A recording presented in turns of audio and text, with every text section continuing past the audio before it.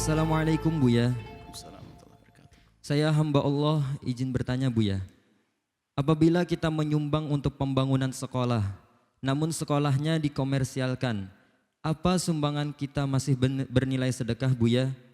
Terima kasih Buya. Wassalamualaikum warahmatullahi wabarakatuh. Waalaikumsalam warahmatullahi wabarakatuh. Al-muslimuna ala syurutihim ya. Termasuk wakif itu syaratul wakif itu seperti hukumnya, hukum syariat. Jika yang menyumbang atau mewakafkan mensyaratkan dengan syarat tertentu maka harus dipenuhi. Jika yang mewakafkan tidak memberikan syarat berarti umum. Nah, sebuah sekolahan dibangun, perlu tanah, perlu bangunan di atasnya. Anda menyumbang ke sekolah tersebut agar segera berdiri. Kemudian setelah sekolah berdiri, kemudian sekolah itu adalah bayar. Nah, tentunya jika memang dikomersilkan maknanya adalah memang untuk operasional program ya nggak ada masalah.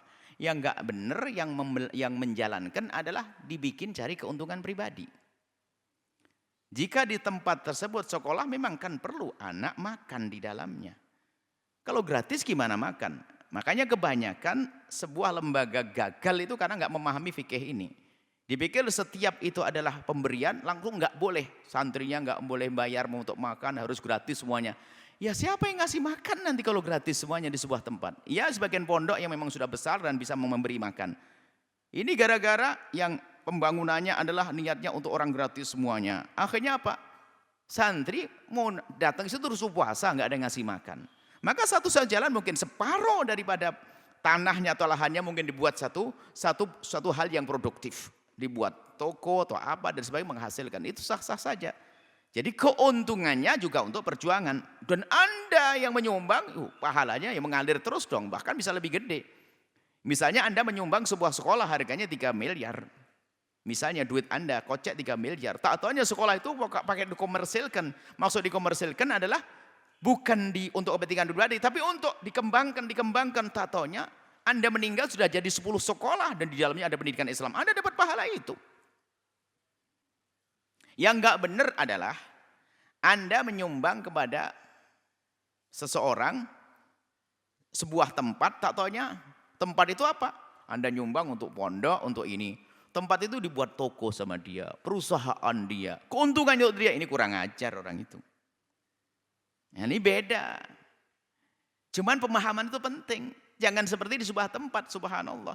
Ada masjid reak mau roboh. Tanya kepada kita, Buya gimana ini? Kenapa? Orang kampung tidak setuju masjid ini dirombak. Kasihan yang nyumbang dulu. Wah inilah lemahnya. Makanya ngaji itu penting.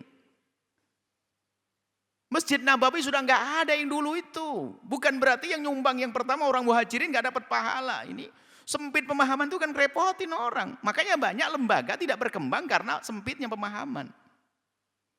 Masjid itu kalau sudah mau runtuh, dibongkar diganti yang baru. Yang dulu bagaimana? Yang dulu tuh dapat pahala double. Pahala yang reot kecil dulu dapat, pahala yang baru yang gede dapat. Kenapa begitu? Karena ada yang gede baru tuh gara-gara yang dulu yang pertama. Oh gitu, iya makanya cepat dibangun, ini mau reok. Gara-gara itu orang kampung ustadznya nggak pernah ngaji. Kasihan yang nyumbang dulu, nggak dapat pahala. Ini gimana ini? Bukankah disebutkan siapa yang memulai itu loh yang paling gede pahalanya. Yang bangun di atasnya itu pahalanya numpang dengan yang memulai. Kan man sanna fil islami sunnatan hasanatan. Dia memulai dengan musola kecil. Masya Allah orang yang sudah meninggal dunia. Kecil hanya untuk 4 orang. Tak taunya 5 tahun berikutnya diganti lebih gede. Hancur bangunannya. Tapi dia telah memulai. Kan sanna fil islami lah ini loh. Makanya sebagian pemahaman-pemahaman yang sempit itu merepotkan sehingga tidak berkembang. Yang nggak boleh haram adalah sedekah atau wakaf tak taunya digunakan untuk kepentingan pribadi. Naudzubillah. Kepentingan pribadi nggak boleh ini begitu. Yaitu ini adalah misalnya anggap saja pondok ini tak taunya apa? Saya ngambil di pojok sana saya buat toko. Toko di tanah pondok. Toko di pojok sana. Toko Buya Yahya. Waduh, duitnya untuk saya. Wah, ini khianat itu. Tapi kalau dia buat toko Abemat sana itu, ini kan tanah wakaf Abemat. Keuntungannya untuk apa? Untuk pondok. Ya lain cerita begitu. Justru dengan itu ada perkembangan.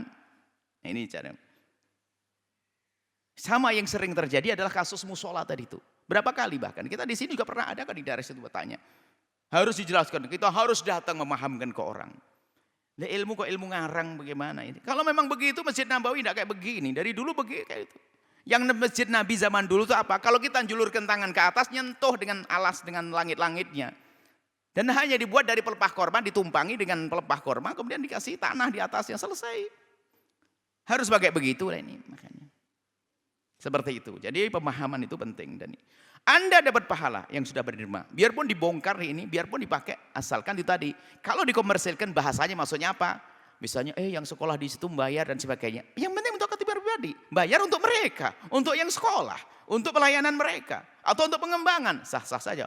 Bahkan itulah namanya amal yang berkembang. Semoga Allah memudahkan kita untuk berderma. Semoga Allah memudahkan kita untuk berbuat baik. Semoga Allah memberikan keikhlasan kepada semuanya. Wallahu a'lam bishawab. Sahabat Al-Bahjah TV, setelah menyaksikan video ini, jangan lupa bersolawat kepada baginda Nabi Muhammad. Shollu ala Nabi Muhammad. Allahumma sholli alaihi wa ala alihi wa sahbihi.